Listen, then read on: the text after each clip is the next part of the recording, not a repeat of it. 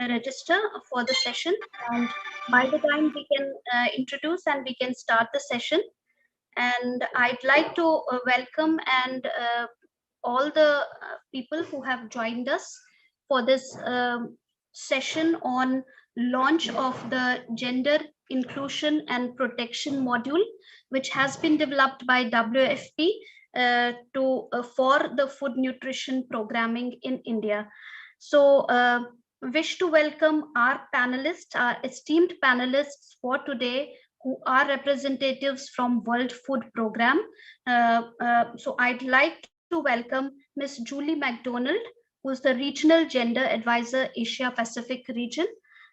Julie has varied consulting experience in qualitative research, strategic planning, policy analysis, and program planning across the health development sectors. Her knowledge and experience spans gender equality and women's empowerment, gender-based violence, prevention and response, women and children's health, and public health, with an emphasis on equity and inclusion.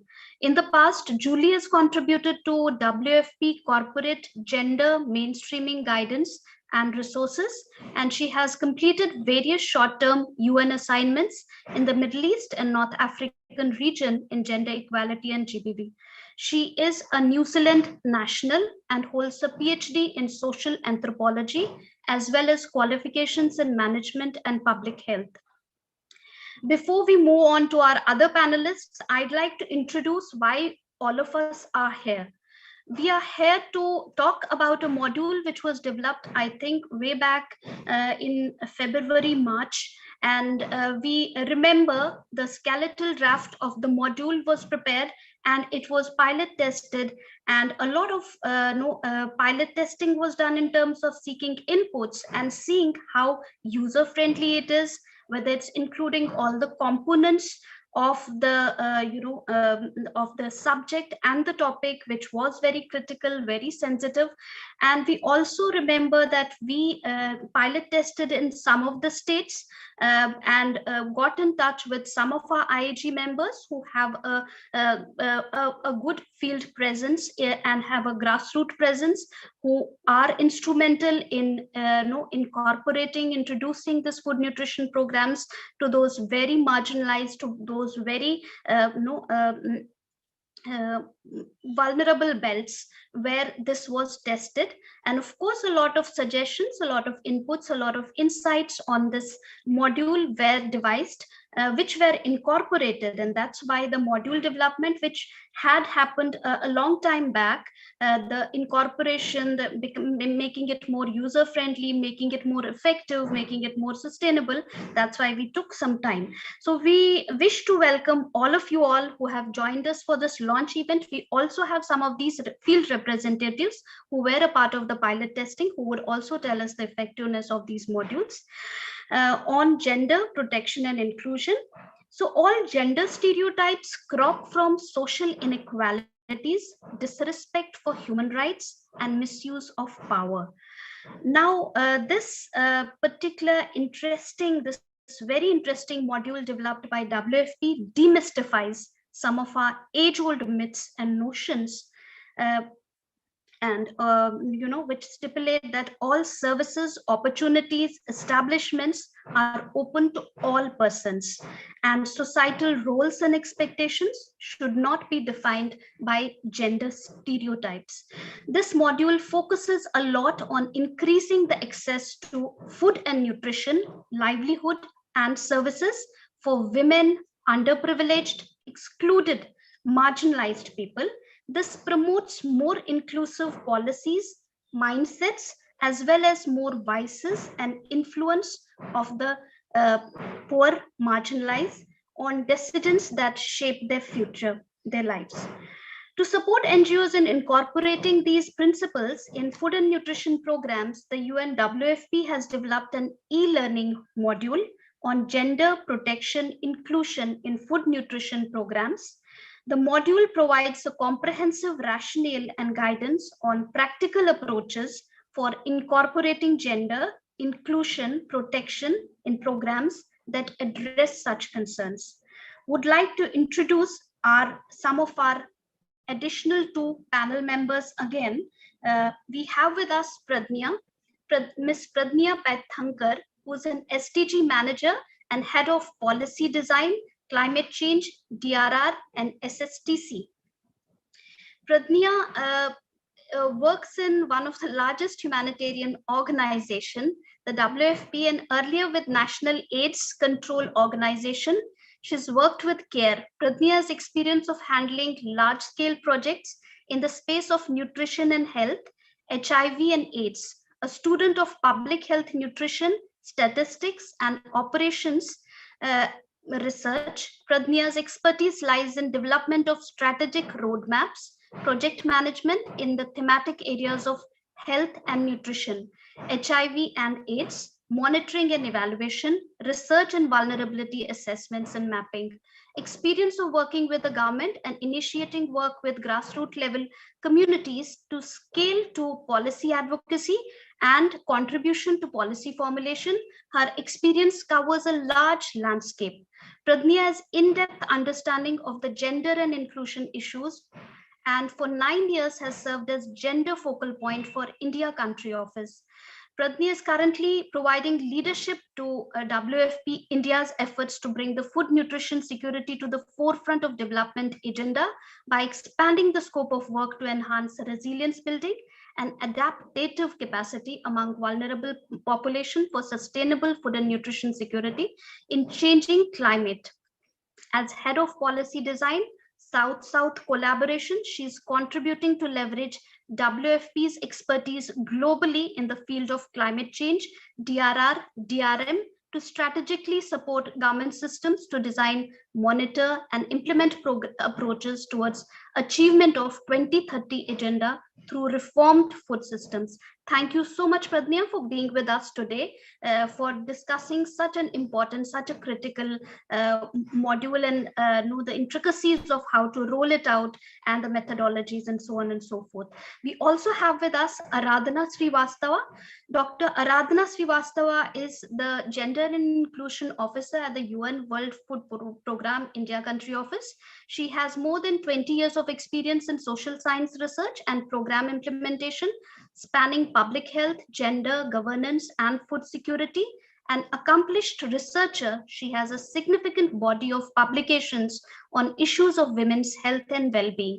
Her core responsibilities at WFP include the integration of gender equity, women empowerment, inclusion and protection in all programs and organizational processes, and capacity strengthening and technical assistance to government and non-government partners on gender and inclusion through evidence generation, training, and advocacy for more inclusive food security and nutrition strategies. She holds a PhD in regional development from the Jawaharlal Nehru University, New Delhi. Thank you so much, Aradhana, for being the backbone and providing all the technical expertise over the course of developing the module and being instrumental and always driving us, and with your enthu and with your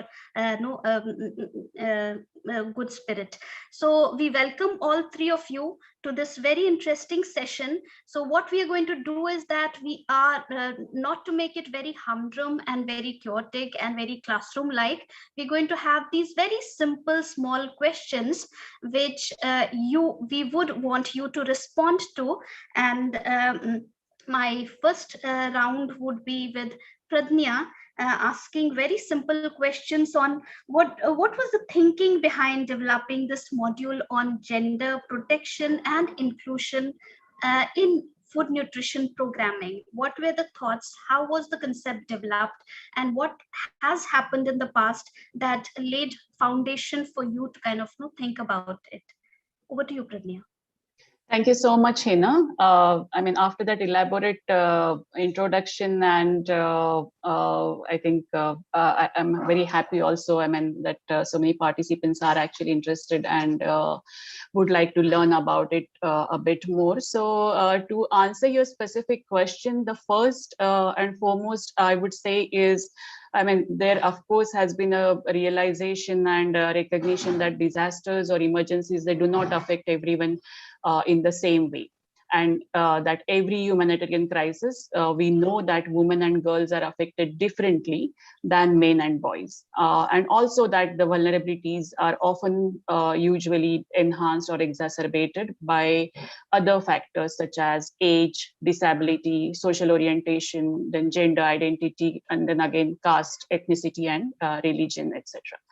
So while we are actually completely aware about it, the pre-existing these social structures or social norms, which are discriminatory and harmful practices, as well as gender roles, which create or contribute to heightened risk for some members of the community, such as specifically the children, the old person, the persons with disability, and gender minorities, including people with HIV/AIDS, adolescent girls at times, single women specifically, members of female-headed households, pregnant women and lactating mothers, Dalit women, or women from religion or ethnic minorities, and indigenous women. So we know that, I mean, these target populations are extremely differently affected.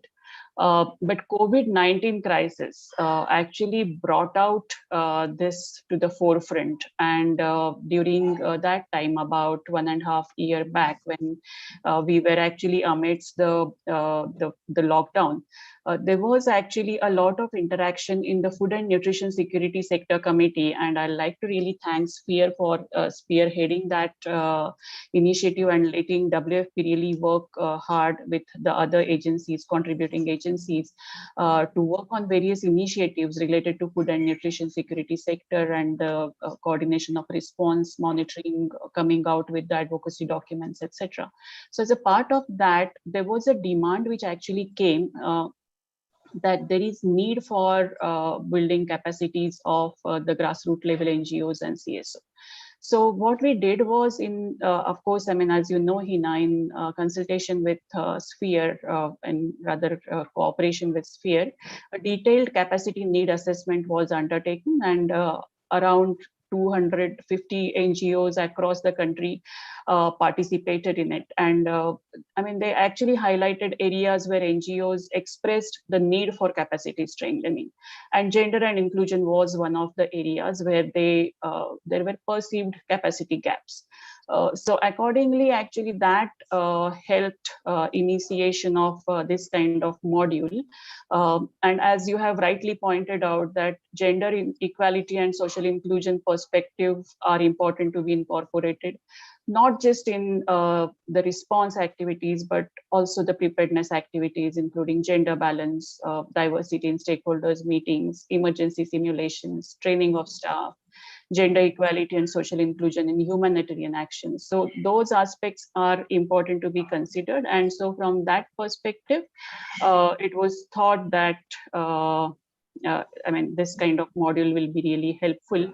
And we have made an attempt with support from all of you through a thorough pilot testing, getting feedbacks on what is really the need at the field level, how it will help, how it actually should be made more effective and all. And based on that, the module was, I mean, is now ready to roll out.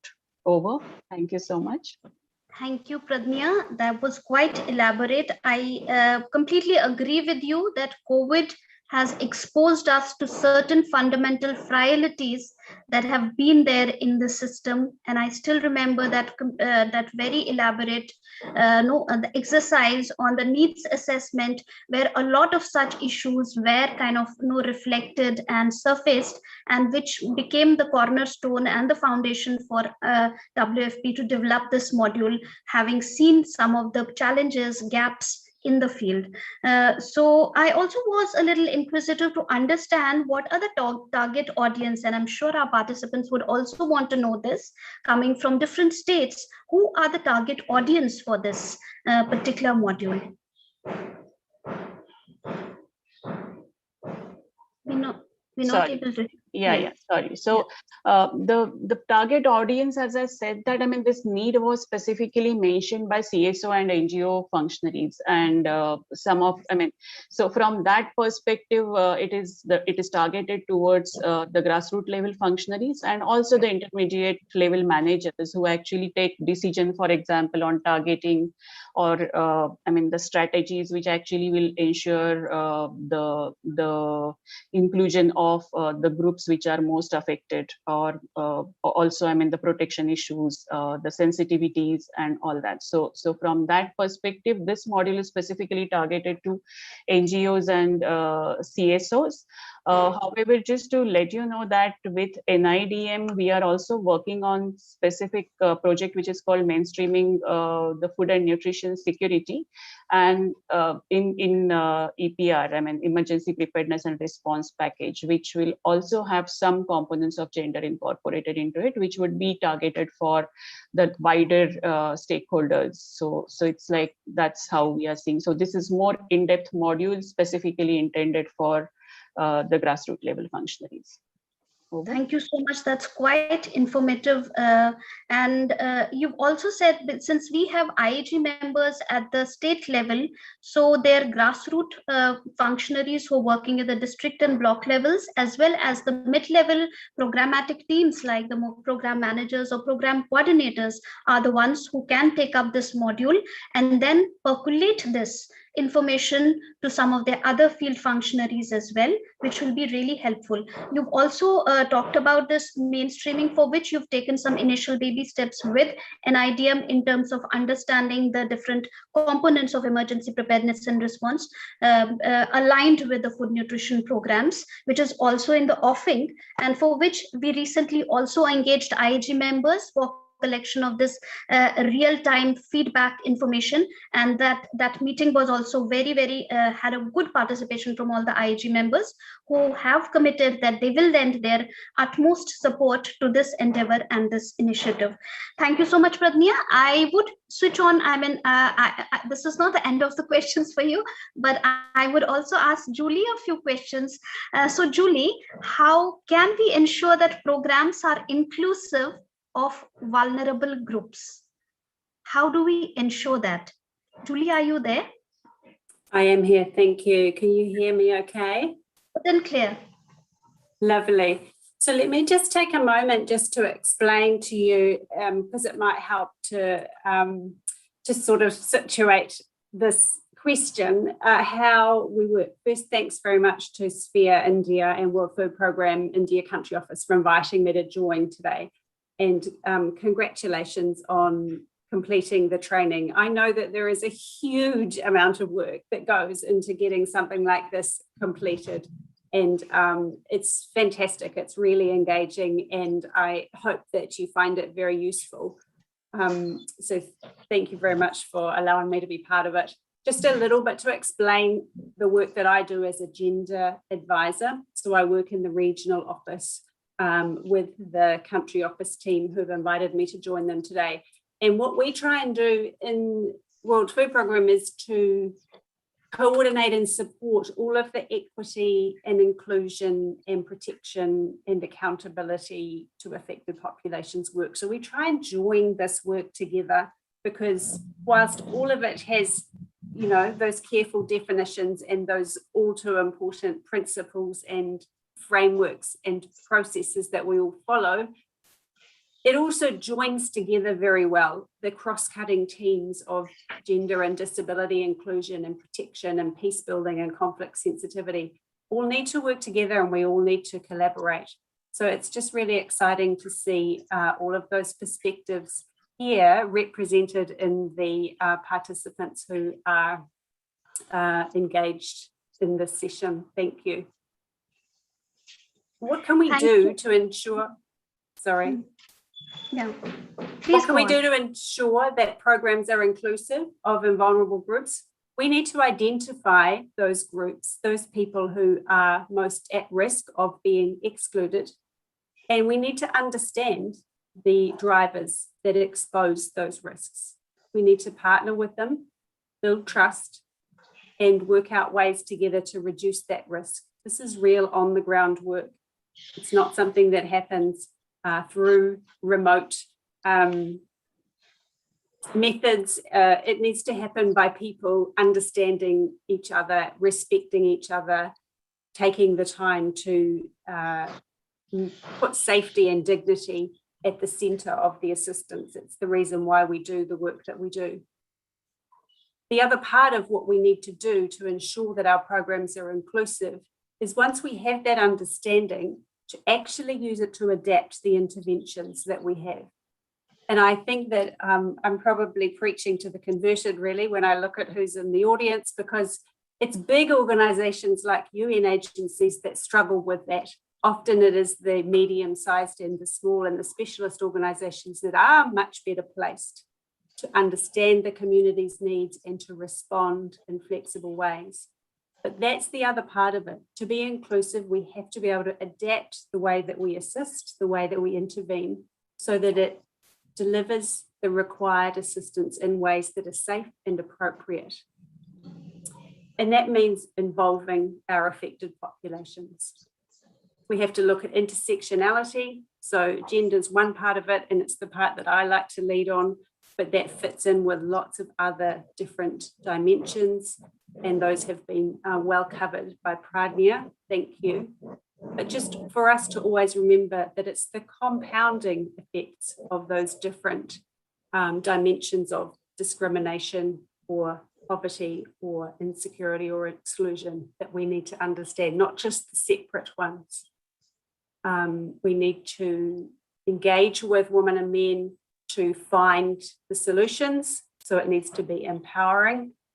And we need to be always aware of gender-based violence, because that is so startlingly prevalent in the conflict and protracted crisis settings that we operate in as humanitarian workers. So prevention and mitigation of gender-based violence is something that needs to be central to all of our work.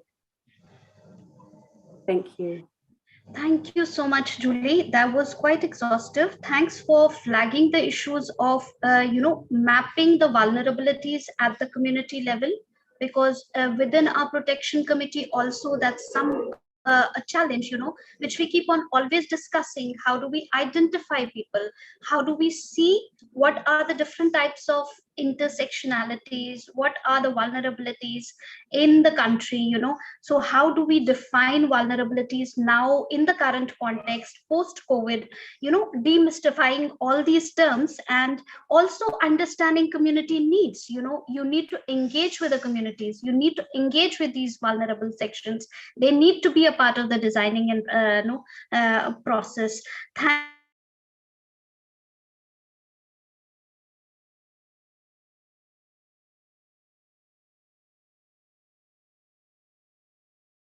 For because 2 or 3 core pillars, which are participation, real-time feedback, information. So all these things are clearly very, very important, which are very well integrated in the module as well. Thank you so much, Julie. Why is beneficiary protection now important? Taking examples of some of the recent disasters that we have gone through, to what extent is it important to talk about beneficiary protection, and which, if you can also align it with some of the components that have been included in the module? Yeah. Thank you for the question. Why is beneficiary protection important? Just to firstly talk about what do we mean by protection. It's all about how do we make sure that there are activities that allow people to exercise their full rights as individuals. So it's about the fundamental human rights that are at the centre of what allows us to be in the business that we're doing. And basically, if we don't get that right, there's no point in getting the rest of it right, because you can't go in and deliver something that somebody might be able to eat if that puts them at harm, or if that compromises their safety or security or dignity in any way. So protection is aimed at reducing and responding to the risks and the consequences of violence and coercion, deprivation and abuse. And it's at personal level and groups and communities. The principles of it are about prioritising that safety and dignity, avoiding causing harm, ensuring that people are able to access the services that they need, being accountable. So that means that we are committed to doing what we set out to, and also that we can show that we have delivered in that way. It's about participation and empowerment, as I spoke about earlier. And it's important because it's actually the core reason that our agencies and organisations exist. It's the fundamental thing that we need to get right, and it is central to everything we do. And that is how we leave no one behind. Thank you. Thank you so much. That was very, very, very insightful. Thank you so much. I go to now, Aradhana, who has been technically, up and about the module. Aradhana, if you can please, cover some of the aspects on the prevention of sexual exploitation and abuse and gender-based violence, and what could be the possible pathways to do so. I also presume that you have some slides also to show us, to demonstrate some of the structural components and frameworks of the module, but whether you require it right now, you can please let us know. Aradhana? Thank you, Dr. Henna, for this question, and thank you so much for warmly introducing me. It was really flattering to hear that, and also humbling in a way that, the kind of responsibility we then bear to be able to convey to the end user a product that is really useful and something that is also sustainable in enabling their capacities in the longer run as well. And so that was the whole purpose in mind when we started developing this module. And the presentation, I would probably use the slides and subsequently, but for this question, I can just answer it like that. So sexual exploitation and abuse, let me just begin with explaining what it is. How is it different from sexual harassment? So this is something, sexual exploitation and abuse is something that is perpetrated by the aid provider to the recipient of aid. So when we are working with the community members are at a vulnerable position. They are the ones in need, and we are the ones who are, our position is that of a giver. And when the giver becomes, starts asking for a sexual favor in return for the service that we are providing, or harassing the receiver sexually, that is when it becomes sexual exploitation and abuse. And this, it really violates the very principle of actually giving or, trying to convey some benefit to the community if we ourselves start misutilizing that privilege or that opportunity that we have been given to be able to service the community. And so it's one of the most critical components of beneficiary protection. And therefore, for every organization, it is, I think, it's an imperative that we need to address this issue. And how do we really do it then? It's really important for us as a first stage to see to it that our own organizational policy lays it down clearly that there is no tolerance for this kind of incidents, and that there is a laid out procedure to deal with something like this if it so occurs. And so beginning with an organizational policy, beginning with training of all the staff members of the NGO or CBO on from exploitation, preventing such incidents to occur. And also it's very important to then establish a mechanism whereby if at all anything like that occurs, the beneficiary should be able to report that in a safe and confidential manner so that appropriate action can be taken against the perpetrator. And that has to be conveyed, that confidence has to be built in the beneficiary community that this is something we do not tolerate. If that happens, if ever this happens, this has to be reported, and you're welcome to report it through this channel. So this has to be very clearly laid out. Then once we cover the reporting mechanism, once it has been conveyed to the community, and the capacities of the staff have been built to not let such incidents happen. But still, in case something like that happens, then we also need to ensure that there is a referral mechanism so that the survivor is able to get the kind of support that he or she may need in case an incident takes place. So this could involve, security and protection. This could involve legal aid, psychosocial aid, healthcare. How does one ensure that these kind of services are then linked to the victim or the survivor?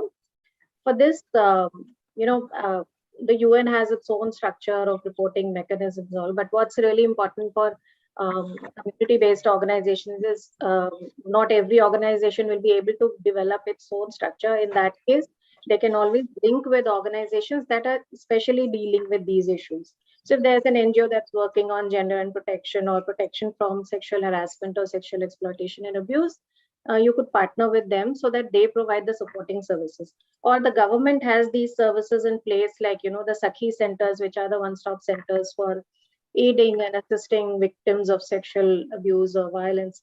And so the NGO could ensure that the survivor is linked to these services. And also, it then is the NGO's responsibility to also ensure that the longer term rehabilitation of the victim or the survivor is also supported. And when we talk about gender-based violence, it's basically the response mechanism is similar. But it's important to understand that while in our programs, we may not directly be addressing gender-based violence, but we cannot be blind to this as well. When we are dealing with the community, and especially given that CBOs and NGOs deal very closely with the community, you would see that these incidents are happening and they're hampering women and girls' access in some manner, even transgenders access to services in some manner.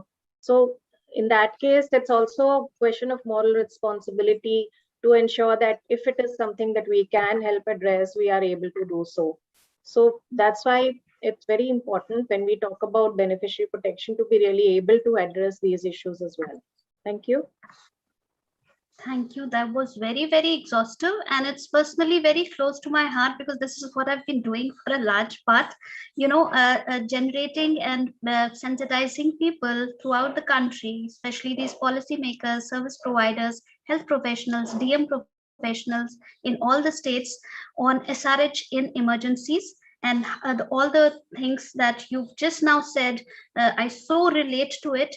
And this is just for the information of everybody that sexual reproductive health and as a fundamental right was not acknowledged till 1994.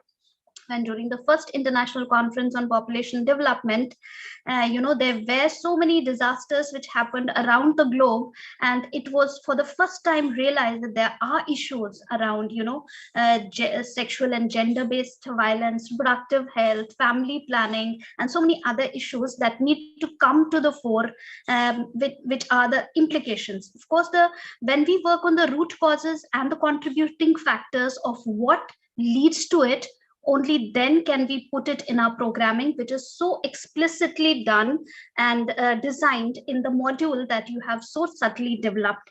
You've talked about survivor-centered approach, prevention of SGBV at the community level, the need for establishing robust reporting mechanisms and to have that trust within the community.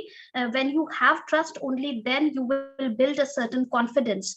And usually these centers have a lot of stigma. You need to decentralize, you need to destigmatize also these norms by bringing more efficient, ways of delivering your thing. You've talked about sex for food, which is very rampant in many disasters. Even in India as a country, we talk about displaced camps, where we have hundreds and thousands of people putting up for n number of days, and you don't know what happens and how people get exploited. Thanks for defining and clearly giving us the definition. So what is the difference between what all comes under the ambit of exploitation and abuse? Of course, organizations have to be have a PSEA policy, and within which they can then safeguard their staff and partners on how to effectively take it up. That was really, really very helpful. And since we've already talked about some of the practical steps that we need to take to integrate gender and protection? And in food and nutrition programs, how can we do that? How does that integration happen specifically? Thanks, Dr. Henna. So this is actually one of the, I would say, one of the most important components of our module. And here I would like to use a slide to just illustrate my response. I think it's coming. Already coming. Yeah. Yeah. So if the second slide can be shown, please.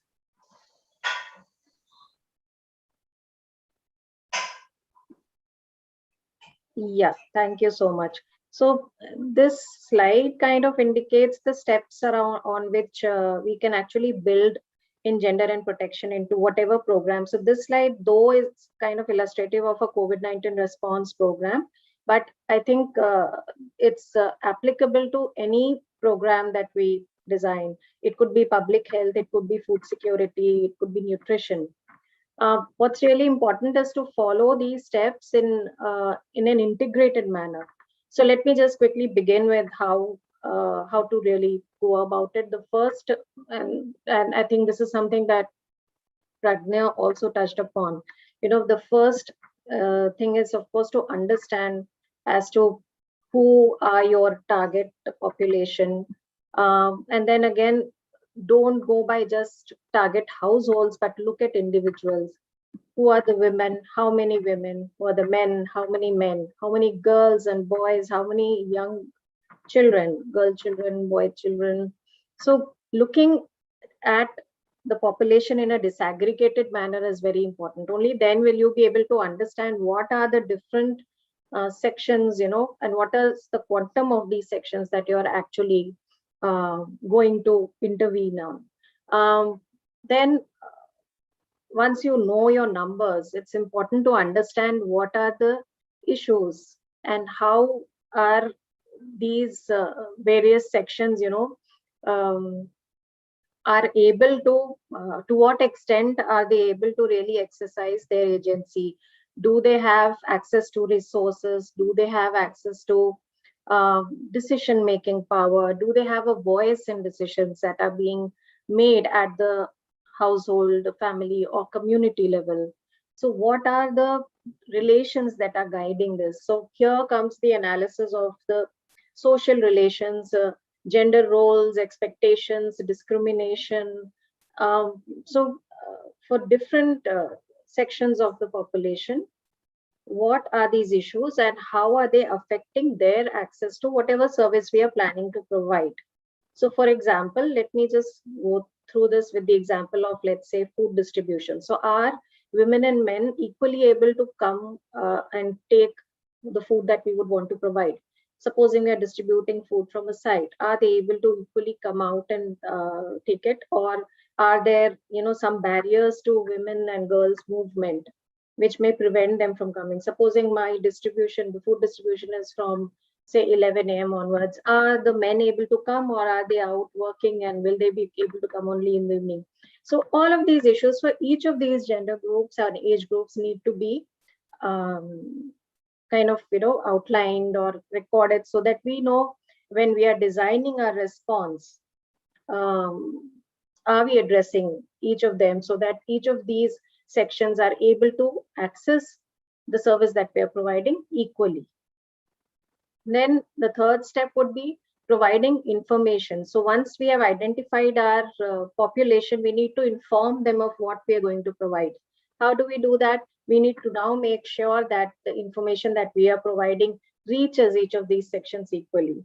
So for a population in which, let's say, women's literacy is low or their access to digital media is low, if we are only going to come out with pamphlets, or if we are only going to come out with, let's say, video on smartphones circulated through WhatsApp, it's not going to be something that's reaching the women then equally. It may reach the men, but not necessarily the women. So then what do? We need to think about it.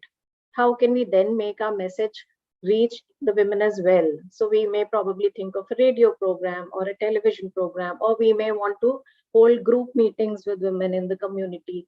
So this way, designing whatever you're thinking, while designing each component of the program, keeping these different groups in mind. Then when it comes to providing the service or the response, it could be, for example, in a food distribution program, the team that is going to plan and distribute the food on the site needs to be a team with women and men. It should not be, that we are only an only male team or an only female team, because then it is possible that the other gender may not be comfortable approaching. So it's important for us to make sure that the team is a mixed one. It is also important for us to make sure that the team has been adequately sensitized for gender.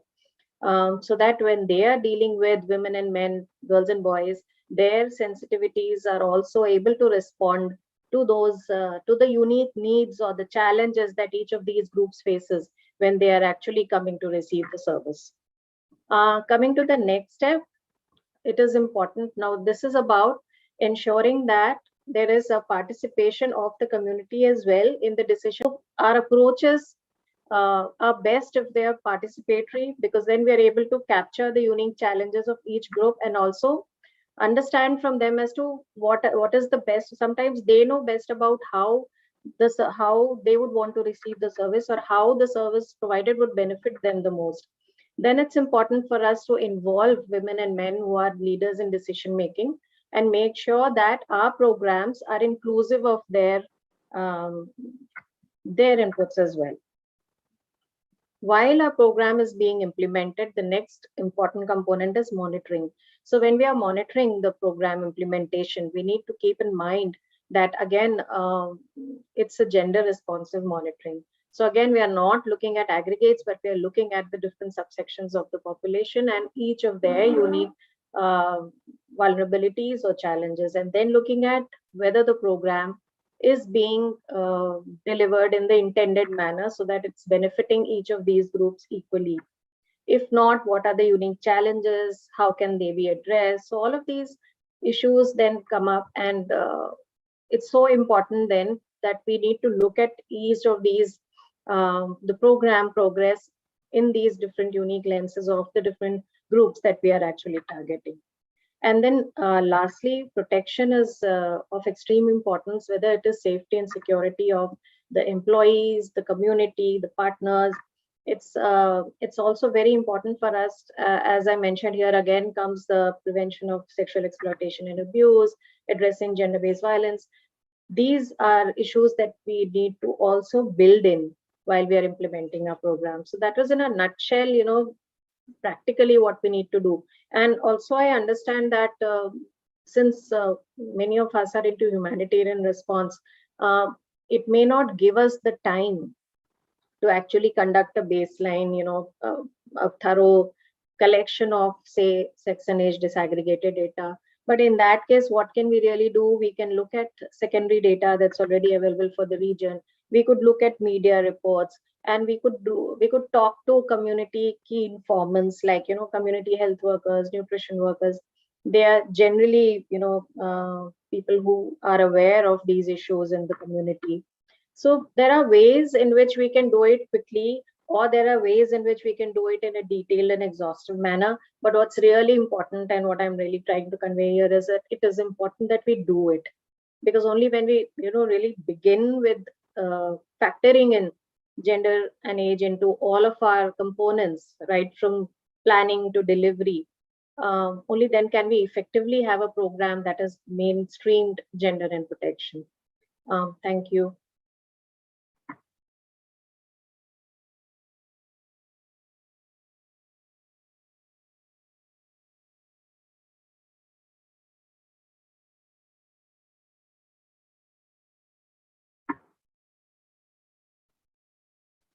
Hina, you are on mute. Quite explicit, a very explicit presentation. Thank you so much.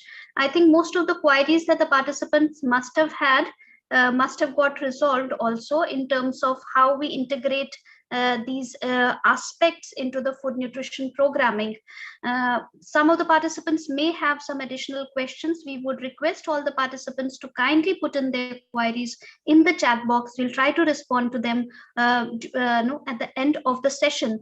Coming to Pradnya, while we have discussed and kind of unpacked why we need to focus on gender aspects in food nutrition programs, is this small module also relevant to the other programs as well?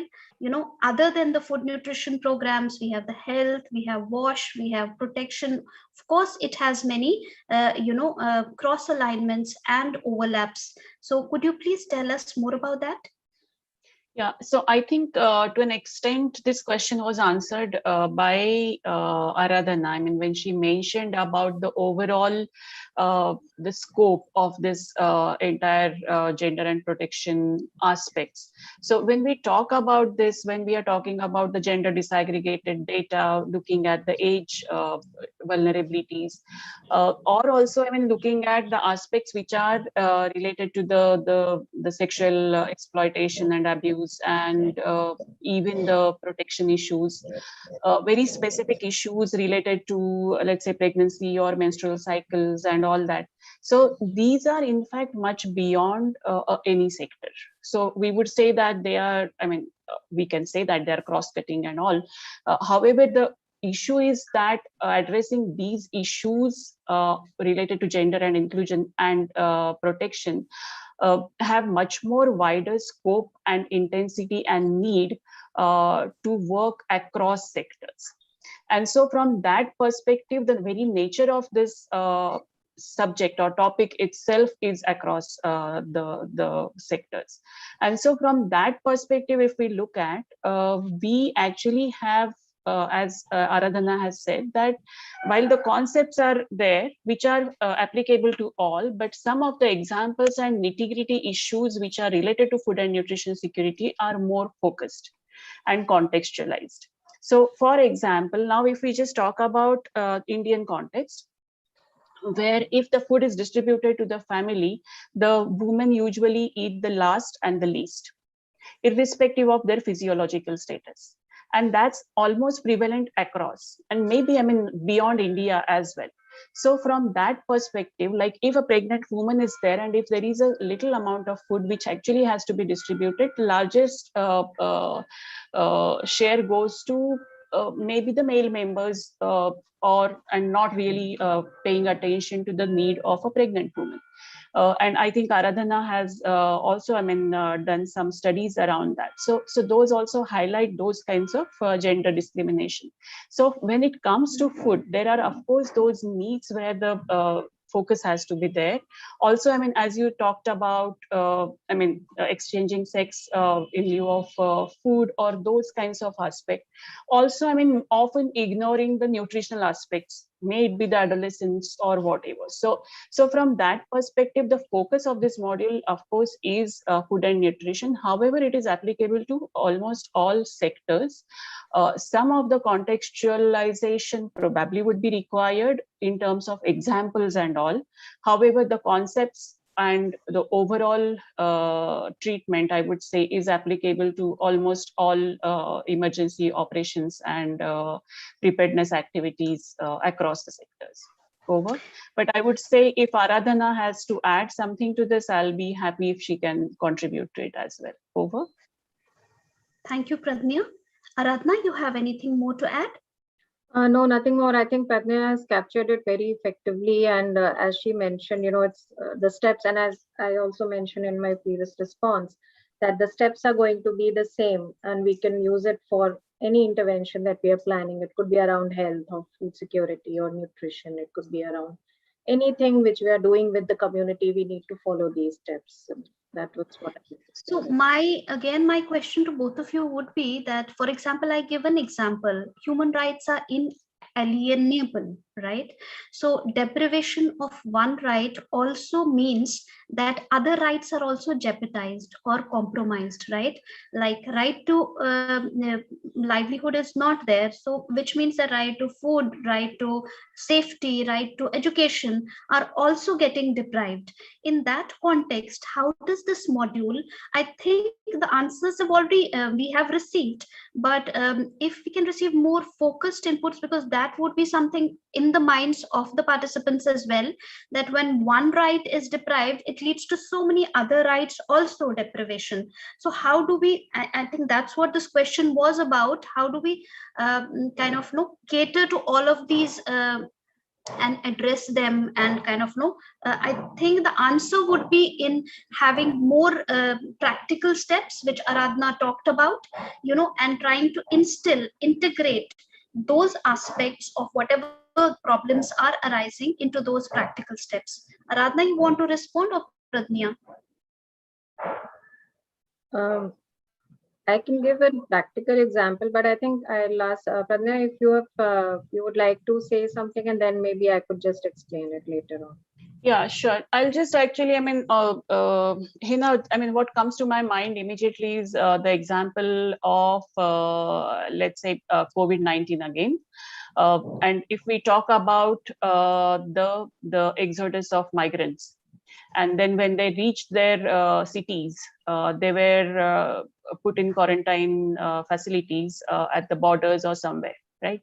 So in fact, if we talk about if we talk about how gender could be or was addressed, or it's not basically to point out or anything, but it's basically just as an example. So if we have, let's say, the male and female figures, and if we say that, yeah, this was addressed because women were kept in a different facility, probably. So, does that really help? And does that really address, as you have rightly said, all the rights? So from that perspective, and that's where I started with the specific needs and the different effect of disaster on the male, female, or even the age group. So it's actually that, as I again stated, that irrespective of the needs of a woman who probably is menstruating and is still kept in the same facility where probably there is no sanitation. So how does that really happen, where there is no water? So from that perspective, whether it is like for food and nutrition, they are being provided with the food, but there is no health facility, there might not be water, there might not be, so there could be n number of, and when we talk about disasters, you cannot compartmentalize the responses by sector. It's important to really focus on certain things, but it doesn't mean that we actually say that, no, this just deals with this.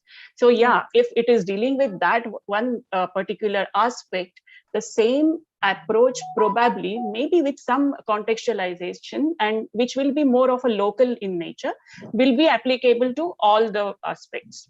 So that is something which actually just comes to my mind, and that's something which, in fact, I hope answers your question as well. So the approach is basically, though food and nutrition security definitely is the focus, but it actually is the larger issue of gender and inclusion. And I'll also like to highlight one thing which is related to the elderly population, who are, the food is being distributed, but they are not able to go and receive the food.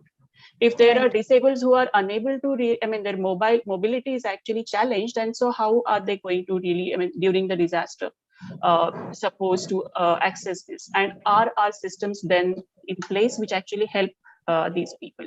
Are they sensitive enough to really help these people?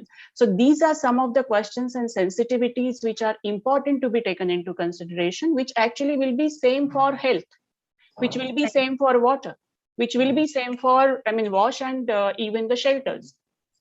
So that is what I would say. And I'd like to stop there. Thank you. So I think that has beautifully, you've summed it out very beautifully.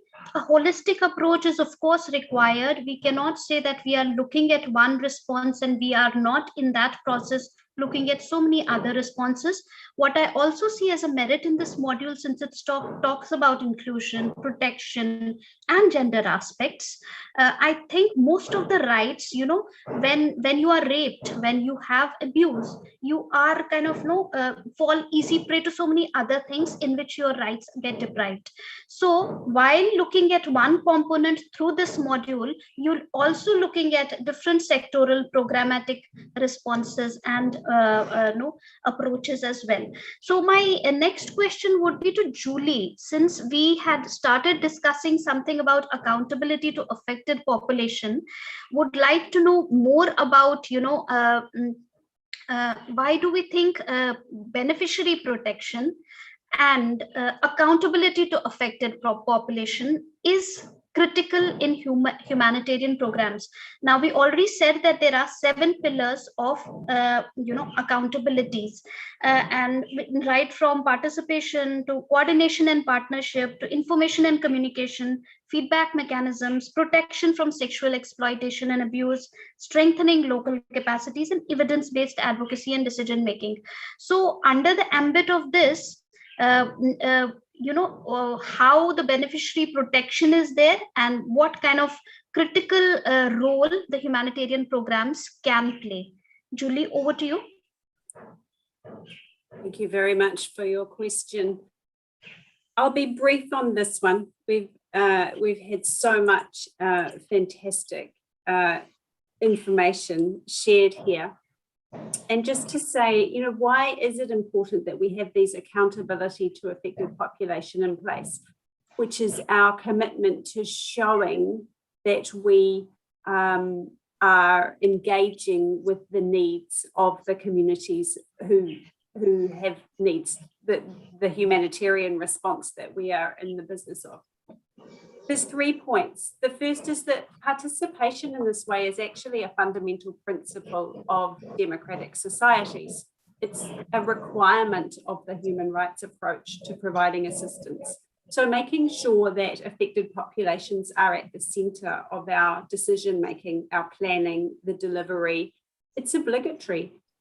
So that we need to do it so that people can claim their rights to information, shelter, food, water, sanitation, health, education, whatever. So the first point is about it being a fundamental principle that we work by. The second point that I want to make is that it actually makes sense to be accountable, to engage with our populations, to know our communities, to employ our communities, to have a diverse workforce in the agencies and entities that we work in, because then we can ensure that there is a range of people's voices that are influencing the decisions made and the actions that are taken, so that the assistance is actually relevant and appropriate and safe.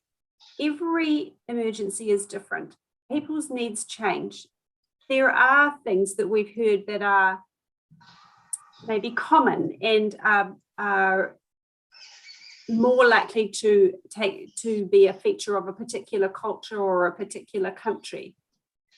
But also different groups of people need different things. They might need something specific in a particular response. And so there's no point in just relying on what we think is the right thing to do, or what was the right thing to do when we intervened 10 months ago or 10 years ago. It's like we've got to be there being as tuned in to the needs as we can to actually fulfill it. So there's a very sort of functional reason as well as the human rights reason.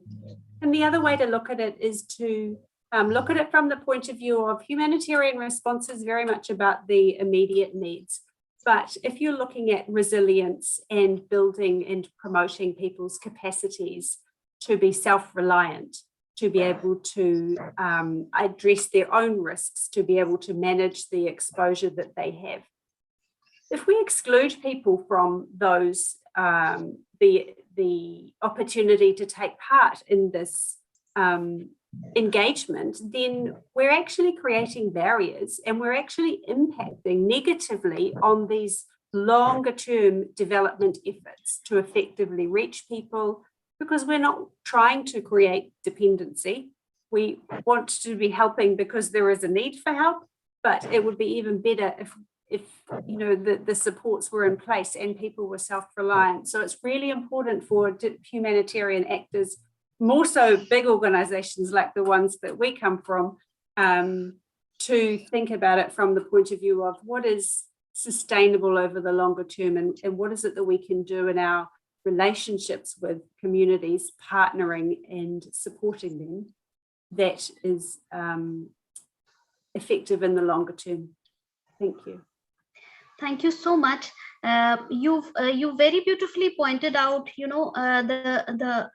how to strengthen, some of the actual resilience approaches at the community level, how addressing their own risks is very important, and coming out with indigenous solutions, because they are the people who are the best judges on how a certain system is going to kind of work. I would like to make 2 points which are also a part of the accountability to affected population. One talks about real-time feedback mechanism, and last year, if Pradnya remembers, we after an initial rapid needs assessment in Telangana, after a flood incidents and a disaster, we came to understand that there were many latent needs on food accessibility, which were not being addressed. So then we came out with a very detailed assessment, which also paved way for us to develop guidelines on establishing some systems at the state level, at the district level, whereby we come to gauge a feedback, have a summary of feedback from the beneficiaries, from the survivors, on what they feel are the most immediate gaps, needs. Now, this is not done in a complaint mode, but more so in a feedback mode. So this is having a complementary system with the existing emergency operation centers which are at place at the state levels. So that integrating that component also, and I also see that some of the components of this module also touch base on those components as well, as we talk about different schemes and give information about different things in the module about those kind of things. And another thing is a two-way communication with communities. So that is also one point I wanted to make, since we are talking about accountability to affected population. So both ways we should try to establish, and we as PAIR are also trying to now experiment and see how we can put in place and devise some partnerships with the local community rather than agencies, organizations, and develop some small action plans of how we can see how best we can derive and develop a two-way communication with communities, to have their trust, to have their, so that they can confide in people and they do not feel threatened, so these kind of things. My last technical question would be to Dr. Aradhana on how we can include the vulnerable communities in the decision making, planning, and implementation. Before that, I think Pradnya wants to make a very important point on some of the points that we discussed. Yeah, no, Pradnya. just one point, Hena, I wanted to highlight that gender, I mean, if you remember, I mean, the capacity need assessment, which I mentioned, it actually talked about a range of issues, specifically on food and nutrition security. So gender and inclusion is the first module, and there would be a series of modules which actually would be coming up. So we are currently working on finalization of those, which includes the one on the schemes which are related to food and nutrition security. There is also a module on the assessments, how to conduct the assessments, I mean the rapid assessments, so that we actually also, I mean, ensure that all vulnerabilities and needs are captured well. And the third one is how to really implement a food and nutrition security program. So there are a series of modules which would be coming up, and I'm hoping that in a couple of months' time, we will gradually roll out all those. So just wanted to highlight that before, I mean, going to next question. Sorry for this. Over to you, Aradhana. Thank you so much, Pradnya. Thank you. Over to you, Aradhana. Thanks, Dr. Hena. I would request for the slide to be exhibited, please. The third slide. If that can be shared, please. Altamash, are you there? Yeah, just opening it. Okay, so I'll just begin while the slide is being displayed. So I think more or less these points have been discussed through the course of this webinar, but just to reinforce that how is it that we are going to engage with vulnerable groups, and what's really important, once these groups, as mentioned earlier, have been mapped and we are aware of where they are and how many there are, what are the challenges they faced, it's so important for us to engage with them and understand the challenges that they are facing. So first step being, of course, the gender age and protection analysis that I had discussed earlier. And then comes, consulting with them, or this is something that we can do through participatory approaches. So whether we do, say, let's say some focus group discussions with specific vulnerable groups like the elderly or persons with disabilities, or we could talk to marginalized sections like, people living with HIV/AIDS. We could identify transgenders, talk to them. We could identify sex workers, maybe talk to them. So there are these particular vulnerable and marginalized groups who may have issues and challenges in accessing whatever service we are trying to provide. It's very important for us to engage with them, understand their typical challenges, and then accordingly make sure that our service is responsive to their needs and their challenges, so that they're able to access what we are trying to provide them. And so this set of activities, initially engaging and consulting with them before actually planning our intervention, is what we call as the learn phase, where we are actually learning about the groups, their challenges, and their needs. Coming to the second phase, it's about planning and delivering. So once we've understood their challenges, we move on to delivering the program actually, that so in a manner that it benefits each of these varied groups that constitute our target population. And so again, there is a need to integrate what we have learned to what we are going to deliver. So that is something which is built into the designing of our plans, designing of our programs. It is also something that may require adjustments in implementation to cater to the different vulnerable groups. For example, a food distribution program that's ongoing.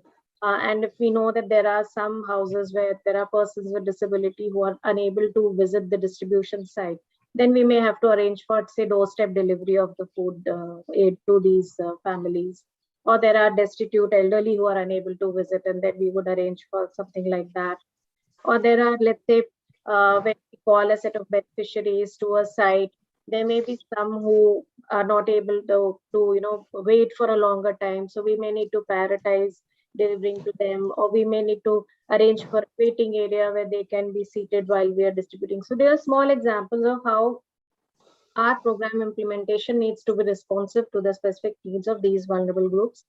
And these needs may be, while we are trying our best to incorporate right from the beginning, but there may be some needs which would emerge while the program is being implemented. So it's a continuous process of being responsive. The moment we identify any need, we are able to put in place a response in the form of modulate our implementation accordingly. Then, of course, there is checking and establishing gender-based violence and sexual exploitation and abuse referral mechanisms. Setting up feedback mechanism is very important. How do we really, understand that, or how do we really get to know whether we are effectively able to address the challenges of these vulnerable groups or the needs of these vulnerable groups, unless they communicate it to us. So they may have something to communicate, and we, unless we have a mechanism, we will not be able to receive that communication. So this community feedback mechanism could be a telephone number, it could be a help desk, it could be through, let's say, group discussions, maybe on a periodic basis. So there could be different ways in which we capture community feedback. But what's really important is that this feedback is taken in, and our program is ensured that it is responsive to the feedback that we are getting. The third component is communicating and coordinating. So here we are talking about communicating messages to the target population. We are also talking about coordinating our programs in a manner that they are inclusive. So again, messages need to be tailored to each of these specific vulnerable groups, need to be easily accessible to them, easy for them to understand. And these are things which need to be relevant to the target group that we are actually addressing. So when we are developing our communication, we need to ensure these points in place. And within the same population, there would be different groups who have a different access to, let's say, media. So then we may need to use different mediums to reach these different groups. As I had again, I think, explained in my earlier response as well, that how if the population has lower literacy, then we may need to use more audiovisual aids. If there is low access to digital media, then we need to use maybe print media or radio or something like that. So these responsive mechanisms of communicating are important.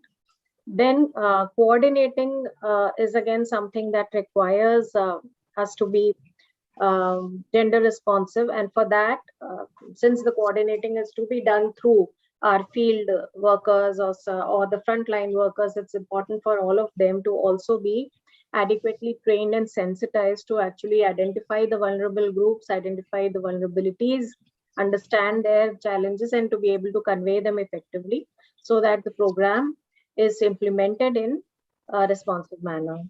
And it's very important, again, another point that I've actually made earlier, that in case we do not have the capabilities, we could always partner with community organizations. We could, empower communities or themselves to take up some issues. We may not always, be able to press the entire range of vulnerabilities, but then if we can even help to facilitate the addressing of these, some of their gaps and some of the challenges that they face, and that would be an achievement for us.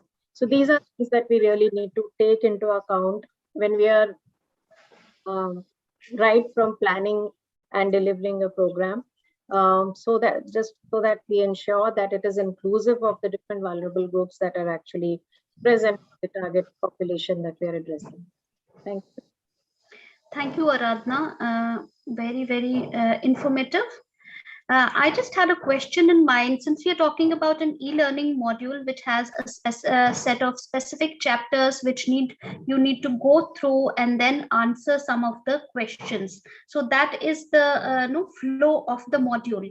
So while we'll talk about the operationalizing of the module after this, but on the flow, was just wanting to have an idea, since in the pilot testing phase, we did conduct an orientation of a small team of people who then give in their inputs on how best to approach this.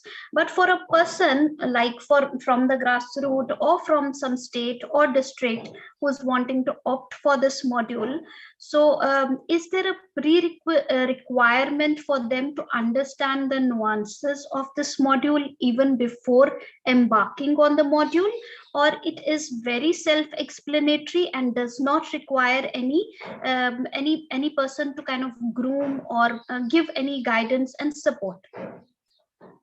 Yeah, thanks, Dr. Henna. I think it is rather self-explanatory in that sense. Any person who, and specifically from people from the NGO sector who are already, I think, oriented towards working with communities and are aware. And these are some issues which it's like all of us do to some extent know about these issues. So it's just about putting in a methodology by which we can factor them into the service that we are providing. So definitely, I would say it's quite self-explanatory, and anybody at any level of the trajectory of learning can, join in and learn. So there is no prerequisite as such to having to first understand something and then be able to approach the module. So there are a lot of assistance tools as well. Yes. You have many videos, you have many, triggers as well, which will help them further go to the subsequent steps, and that is quite user friendly as well. So coming to the operationalization now, Pradnya, since we will kind of now leave it open and we'll also communicate to all the members, but would we want to have another round with all the members the way we have done recently with the real-time data collection exercise? And can we do it in one go? Because today we've not had a lot of people and focused people like the IAGs who are going to take it to the last mile. So any inputs on that, Pradnya? Hena, I think this can be discussed a bit more in detail, whether you want to do it module by module or whether you want to do it for at least a couple of 2-3 or rather 2-3 modules in one go. So that is something we can decide on. But I'm happy to really do it module by module. The only thing is that it's everybody's time that we will have to ensure. And so I think it is required. It will ensure that more and more people will go through the module. I'm sure by your own system also you'll come to understand how many people are actually using the module. So absolutely. it's always very effective to kind of give that first hand grooming to the IG conveners and the main pivotal people who are there at the state level, who can then percolate it. It should not be a problem. We can plan it a couple of weeks later, because right now we are a little tight on so many things happening back to back. But you can share that link to us. In the meantime, we'll share it with all the members and try to ensure that maximum people, and in our sectoral committees as well, so that maximum people can start, initiate, and do share how many people are actually going through this and sharing it with their staff as well. So we can do both the things can happen simultaneously. We'd also take this moment to kind of welcome some of the people who have actually been a part of the pilot testing. If some of them are here, we would want them to kind of share their reflections on how they find the module, and how they feel that its effectiveness and all its efficiency and all the relevance vis-a-vis the field experiences, if anybody can share. So Altamash, you can help us identify if we have people who have joined us from the initial batch. Anybody? I think. Okay, so many people have dropped out. So, okay, can we open this for a question answer session? Do we have any questions in the chat box? Anyone wanting to ask a question, please feel free to kind of raise your hand. In the meantime, I read this question from Amna Khan. Is this module also available for general public? It is for everybody, as has been communicated by WFP at the outset. And the links for this will be made available.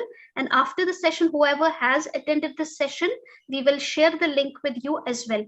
Good to be. I would be glad to be orientation on the module.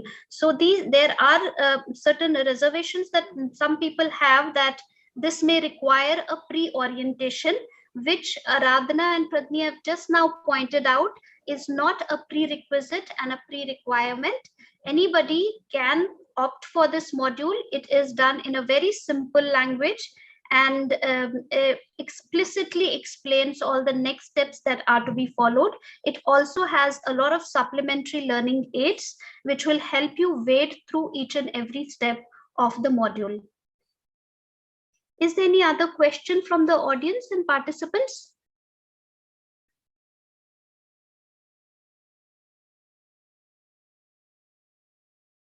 Anyone?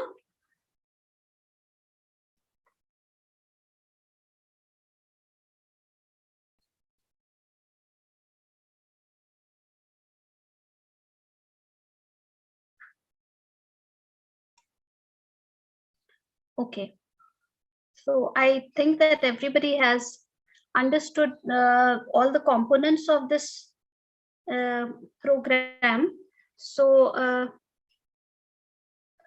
if there are no questions, then would Pradnya we come to a close of this session, or you have anything else to add before we close? I think this is absolutely wonderful session, and Hena, thanks for conducting it so well. Really appreciate. Thanks a lot to Sphere as well for organizing this.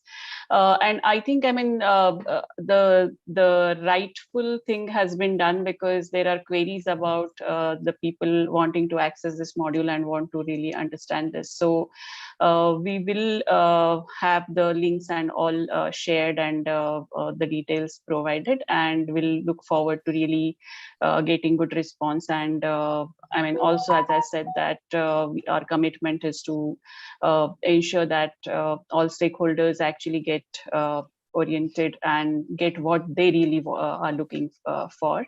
And as I said, that this is not a closed opportunity. We are also working with NIDM and going forward. So there are further potential for feedback, and also we are open to any feedback. And thanks a lot for giving this opportunity, and thanks for attending this session. So having said that, I mean, I would just like to re-emphasize that this is an important topic, specifically when it comes to emergency preparedness and response, often neglected. And we do understand that the emergency really demands fast action, and then at times there is no probably time for thoughtful action. However, if the capacities are there and preparedness measures are in place, I mean, a lot actually could be really done, and that is the whole purpose of this entire exercise. So thank you so much. Over. Thank you so much, Pradnya, for your overall insights and overall guidance. And congratulations to WFP for coming out with this very, very informative, with very insightful module, which is going to be very impactful at the field level as well. And since we are talking about such a critical subject, and thanks to WFP for considering that the most under prioritized should be the most prioritized in terms of looking at the module developments, and thanks to your team who has worked on this, I mean, very, very hard. And we just hope that maximum people, and the outreach is kind of more and more people get to know about it, and we'll see how we can make maximum people aware about this module and who can undertake this module so at the earliest. Thanks to Julie, thanks to Aradhana. I'll give it to Siljo for giving a vote of thanks before we close.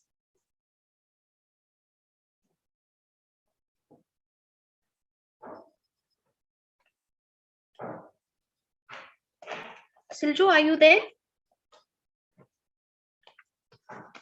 Siljo? Okay. So probably Altamash, if you're there. Yeah, thanks, ma'am. Yeah. So it was a lovely session, great session to be part of.